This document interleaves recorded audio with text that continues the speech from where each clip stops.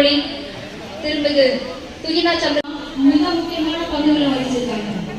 உங்களுக்கு எல்லாம் தெரியும், இன்னைக்கு இந்த கூட்டத்தினுடைய இவ்வளவு பெரிய கூட்டத்தை அழகாக ஒருங்கி கிராம காங்கிரஸ் கமிட்டி பொறுப்பாளர் மதிப்பிற்குரிய முன்னாள் திருமிகு அசினா சையத் அவர்களை அன்போடு வரவேற்கிறேன்.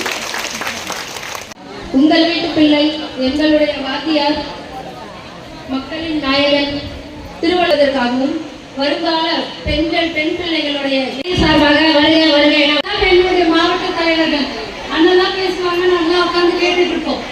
அப்போல இருந்து அண்ணனுடைய பேச்சில் எனக்கு ஒரு ஈர்ப்பு உண்டு. கூப்பிடுவாரு. இந்த நிகழ்ச்சியை நான் பங்கேற்பதில் நான் மிகவும் மகிழ்ச்சி அடைகிறேன். தேடி கண்டுபிடிச்சு கொண்டு வந்திருக்கோங்க. 33 பாராளுமன்றத்துக்கு தலைமை போட போகிறோம், 234 சட்டமன்றத்துக்கு நாங்க தலைமை போட போகிறோங்க. கிட்டத்தட்ட 60% எங்களுடைய ப்ராசஸ் முடிந்து விட்டது. தலைவி அசினா சையத் அவர்களுக்கும் ஆரம்ப காலத்தின் முதலே வந்தால் பெரிய விஷயம். இந்த ஊர் ரொம்ப உட்பட்டோம். அடிக்கடி நான் நிறைய பேருக்கு சொல்லுவேன், எனக்கு எப்போதும் வந்து பெண்கள் சம்பந்தமா நீ எது நடத்துனாலும் சரி அதுக்கு கண்டிப்பா வேல்யூ இருக்கு. அதனாலதான் நீங்க கட்சியெல்லாம் பார்த்தா கூட நாங்க இன்னைக்கு ஸ்கீம் எல்லாம் அனௌன்ஸ் பண்ணும்போது கூட பெண்களுக்கு அனௌன்ஸ் பண்ணிடுறது. ஏன்னா அப்பதான் கரெக்டா போய் சேரும். நாங்க முதல்ல கர்நாடகா அனௌன்ஸ் பண்ணோம், நாங்க ஆட்சிக்கு வந்தா ஒவ்வொரு வீட்டுக்கும் 2500 ரூபாய் பெண்களுக்கு கொடுப்போம் அப்படின்னு. அப்ப உடனே மோடி வந்து சொன்னாரு, இவர்கள் வந்து இலவசத்தை கொடுத்து பெண்களை எல்லாம் சோம்பேறிகள் ஆக்கிறார்கள், 100 நாள் வேலைகளை கொடுத்து சோம்பேறிகள் ஆக்கினவங்க பேசினார் அவர்.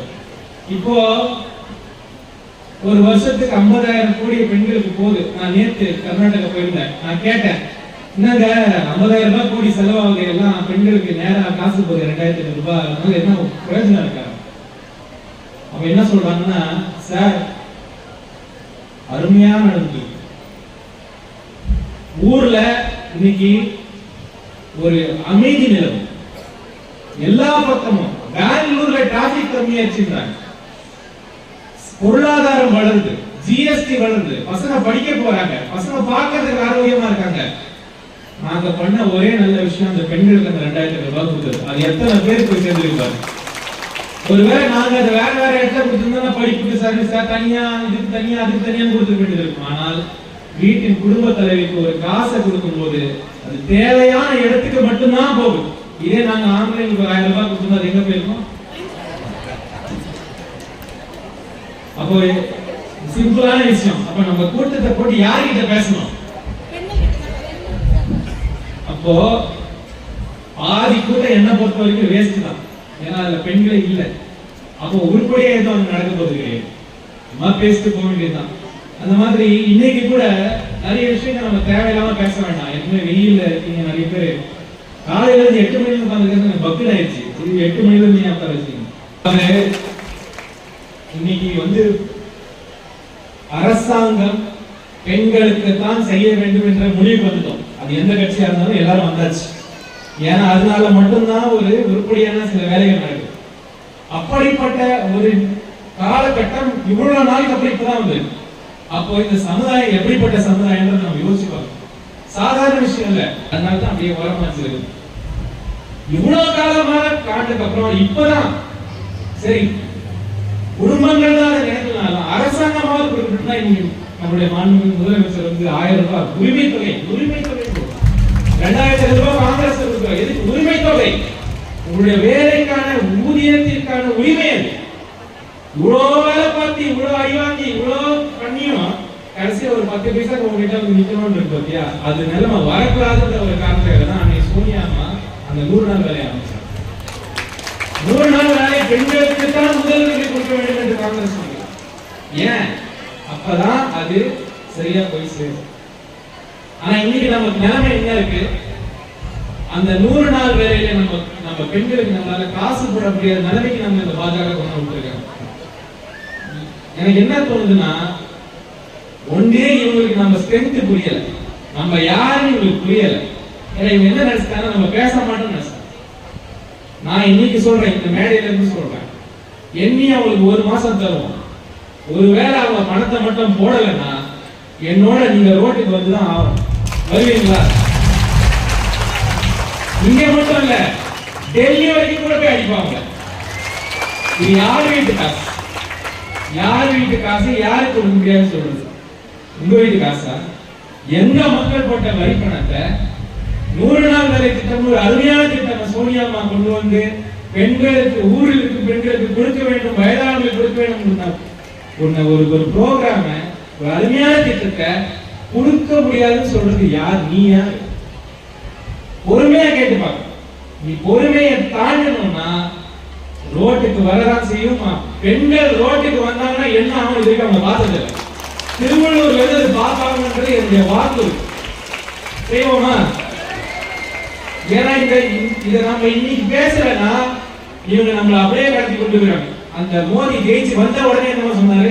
பாராளுமன்றத்தில் சொல்றாரு, இந்த 100 நாள் வேலை திட்டம் வச்சிருக்காங்களாமே காங்கிரஸ், அடுத்த நடத்தும், எப்படி நடத்தாலும் பார்ப்போம் அப்படின்ற வார்த்தையை பாராளுமன்றத்தில் சொல்ற ஒரு அந்த அளவுக்கு மரியாதைக்குரிய ஒரு பிரதமர். இப்படிப்பட்ட ஒரு மனிதரை நீங்க பிரதமரை வைத்துக் கொண்டு நாம் இருக்கிறோம்.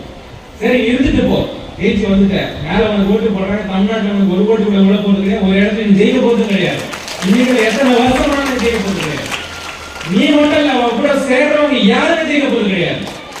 அப்படிப்பட்ட ஒரு நிலைமையில நீ இங்க வந்து ஜெயிச்சு வர. ஆனா இந்த திட்டத்தை ஏன் கை வைக்கிற? எங்கள் வீட்டு பெண்கள் உனக்கு என்ன ரோகம்?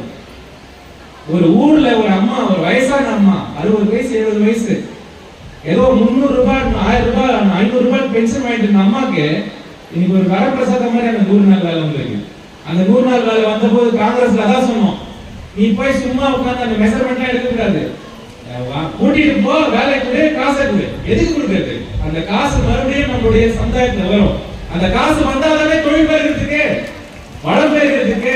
ஆனா இன்னைக்கு ஜிபிஎஸ்ல இதை போடு, அதை போடு, போட்டோவை இங்கே எடு, அங்கே எடு, ஜிபிஎஸ் பண்றாங்களா இல்லையா? பண்றாங்களா இல்லையா? எதுக்கு பண்றாங்க? ஏன் பண்றாங்க? ஏன்னா இங்க யாருன்றதை நீங்க புரிஞ்சுக்கணும். உங்களை மாதிரி என்ன மாதிரி அடித்தட்டுல இருந்து வரவங்க மேல வர்றத பிடிக்காத மக்கள், உங்களுக்கு உண்மையான எண்ணம் என்னன்னா இந்த ஜனங்கள்லாம் ஊர்லயே இருக்கணும்ன்றதுதான் அவங்க எண்ணம். நம்ம பிள்ளைங்கலாம் இன்னைக்கு ஏதோ படிக்க போய் சென்னையில ஏதோ பண்ணுதுங்கல்ல, அது பண்ணவே கூடாதுன்றது அவங்களோட எண்ணம்.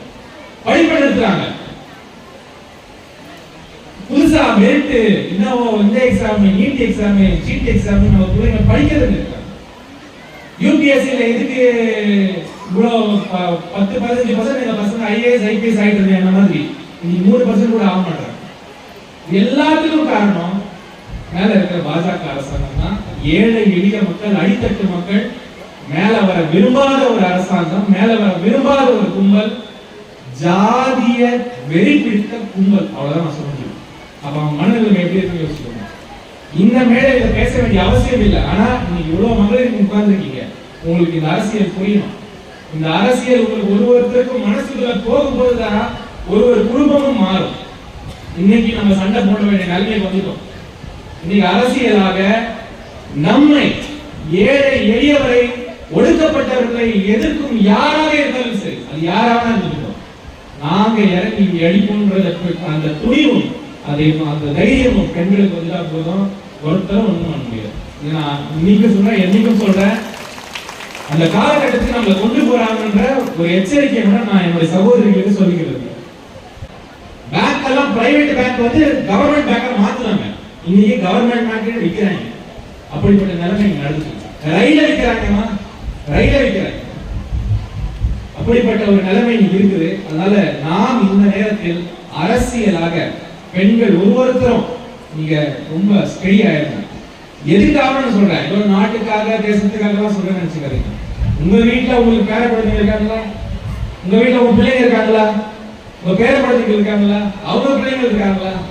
இவர்களுக்கு ஒரு நல்ல வாழ்க்கை இனிமே வரணும்னா நம்ம கொஞ்சம் எடுத்துதான் ஆகணும், கட்டையை எடுத்துதான் ஆகணும். அந்த நேரம் வந்துருச்சு. அதனால வரப்போற காலங்களில் இன்னும் கூட நீங்க தெளிவா இருக்க. இமீடியட்டா நமக்கு இந்த 100 நாள் வேலை திட்டத்துல 3000 கோடி தமிழ்நாட்டுக்கு கொடுக்காம இருக்கிற பாஜகவை ஒரு மாசம் டைம் கொடுத்து பார்ப்போம். கொடுக்கலன்னா என்ன பண்ணுவோம்ன்றது இந்த நாட்டு பெண்கள், தமிழ்நாட்டு பெண்கள் அவர்களுக்கு உணர்த்த வேண்டும் என்பது என்னுடைய கோரிக்கை. ரோட்ல நான் இப்ப உங்களுக்காக நீங்க என் கூட இருப்பீங்கன்ற நம்பிக்கையோட நான் உங்களுக்கு சொல்றேன்.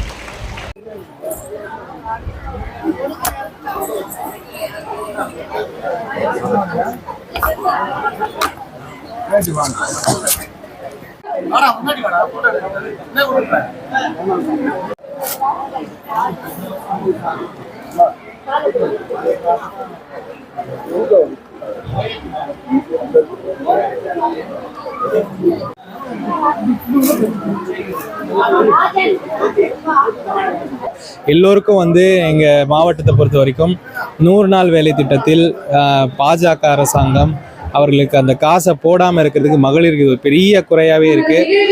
இது நிவர்த்தி ஆகும் என்ற வாக்குறுதியை நாங்கள் கொடுத்துருக்கோம். இல்லைனா இது ஒரு மாதத்தில் சரியாகலைன்னா மகளிர் அனைவரும் அவர்களுடைய அறவழியில் போராட்டுவதற்கு தயாராகி உள்ளார்கள் என்ற வார்த்தையை அவங்களே ஆடியன்ஸாகவே இருந்து சொன்னது ரொம்ப ஒரு குறிப்பிடத்தக்க ஒரு விஷயமாக இந்த கூட்டத்தில் நான் பார்க்குறேன். திருவள்ளூர் மகளிர் காங்கிரஸ் சார்பாக இன்று நமது அன்பு சகோதரர் பாராளுமன்ற உறுப்பினர் திரு சசிகாந்த் செந்தில் அவர்களின் தலைமையில் ஜோதி சுதாகர் அவர்களின் ஏற்பாட்டில் இந்த மாவட்டத்தின் பொறுப்பாளர் திரு ஏஜி சிதம்பரம் அவர்களின் முன்னிலையில் இன்று மாபெரும் எழுச்சி கூட்டம் மகளிரின் நடைபெற்றது. முக்கியமாக இங்கு மத்தியில் ஆண்டு கொண்டிருக்கும் பாஜக அரசு என்னவோ ஒரு மெத்தன போக்கில் செயல்பட்டு கொண்டுள்ளார்கள். அவர்கள் திருவள்ளூர் மாவட்டத்தை பொறுத்தவரை திருவள்ளூர் பாராளுமன்ற உறுப்பினர் அண்ணன் சசிகாந்த் செந்தில் அவர்களின் மாவட்டத்தை அவர்கள் நிராகரித்து விட முடியாது. இங்கு பெருமளவில் கூடிய பெண்கள், இங்கு எங்களுடைய பாராளுமன்ற உறுப்பினர் காங்கிரஸ் கட்சியின் தலைவர் திரு சசிகாந்த் செந்தில் அவர்களை பார்த்து பல குறைகளை அவர்கள் இன்று அவர்களுடைய குறைகளை முன்வைத்தார்கள். முக்கியமாக 100 நாள் வேலைவாய்ப்பு திட்டத்தின் கீழ் அவர்களுக்கு கிடைக்காத இந்த தொகையை பற்றி அவர் பெரும் குறையாக கூறிக்கொண்டுள்ளார்கள். எங்களுடைய பாராளுமன்ற உறுப்பினர் உடனடியாக அந்த விஷயத்தில் கவனத்தை செலுத்தி அவர் உடனடியாக மத்திய அரசை தொடர்பு கொண்டு அவர் இதை நிவர்த்தி செய்ய வேண்டிய அத்தனை நடவடிக்கைகளை எடுப்பதாக வாக்குறுதி கொடுத்துள்ளார்கள். அப்படி மத்திய அரசு அதை நிறைவேற்றாத பட்சத்தில் மாபெரும் போராட்டத்தில் மகளிர் அணியினர் தெருமுனைகளில் இறங்கி அண்ணன் சசிகாந்த் செந்தில் அவர்களின் தலைமையில் வெகு விரைவில் போராட இருக்கின்றோம் என்பதை இந்த நிகழ்ச்சியின் வாயிலாக தெரிவித்துக் கொள்கிறோம். நன்றி.